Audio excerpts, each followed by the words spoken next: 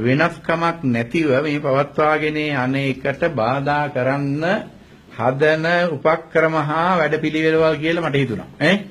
එහෙම අය මේ මිනිස්සු මේකේ ಜಾති ભેදයක් නැහැනේ. මුස්ලිම්, හින්දු, කතෝලික, බෞද්ධ, යුදෙව් කියලා නෑ. ලෝකේ තියෙනවා නම් ආගම් 400ක් හැම කෙනාම වගේ හැම જાතියක්ම වගේ අතට ගමන් කරනවා. ඒ කවුරුත් තමන්ගේ දේවත්වය ගැන හිතලා මේ කියන්නේ ඉතින් තමන්ගේ මනසට ඇති වෙන ශක්තියක්නේ. ඊට පස්සේ මේ හරිය මොකද්ද එකක් ගහනවා ඒක හෝටලයක් ගහනවාද මොකද්ද ශ්‍රීපාදේ කියලා. ශ්‍රීපාද කියන්නේ ඉතින් කඳු මුදුනේ තියෙන උතුම් තැන. මේ හැම තැනම ශ්‍රීපාදේ නෙමෙයිනේ මේ අර ශ්‍රීපාද ස්ථානයේ අවට පරිසරයයි. නමුත් ඒකත් මේකට ඇඳලා ඒ ගමම්ම තමයි තියෙන්නේ.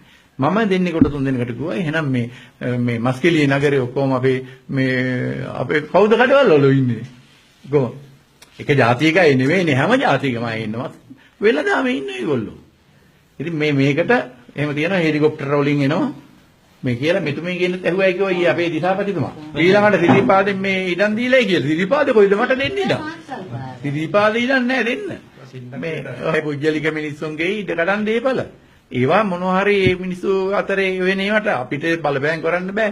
රාජ්‍ය පරිපාලනයකටත් බැරි නම් අපිට හොවවත් බෑ ඒක මිනිස්සු නමුත් මේකට මෙහෙම යොදලා තියෙන අන්න එක පැහැදිලි කරොත් හොඳයි. මේ ගොඩනැගිල්ලක් හරි මොකක් හරි හදනවා නම් කොහෙන් හරි අවසර ගන්න ඕනේ. පුජ්‍යලික වත්තක් ඒගොල්ලන්ගේ පුජ්‍යලික සමාගමක් රජේ එකක් නෙවෙයි. අවුරුද්ද දීපු එකක් නෙවෙයි. හැබැයි මේක අවුලක් ඇති කරන්න තමයි අන්න ඒකනේ බද්ධ කරනවා.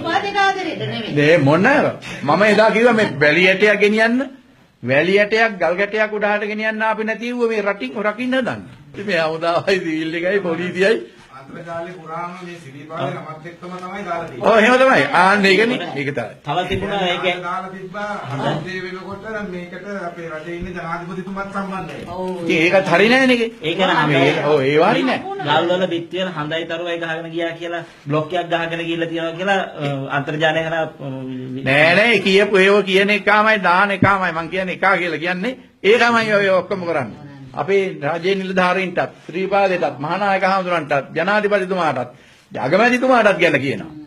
ඒ කාටවත් අදාළ නැහැ. මෙතුමා කියන්නේ පුද්ගලික වත්තක්, පුද්ගලික සමාගමක්. ඒගොල්ලෝ ගොඩනැගිලි ඉදි කරන්න අවසරය ඉල්ලුවම ඔයලට නොදී ඉන්න බෑනේ.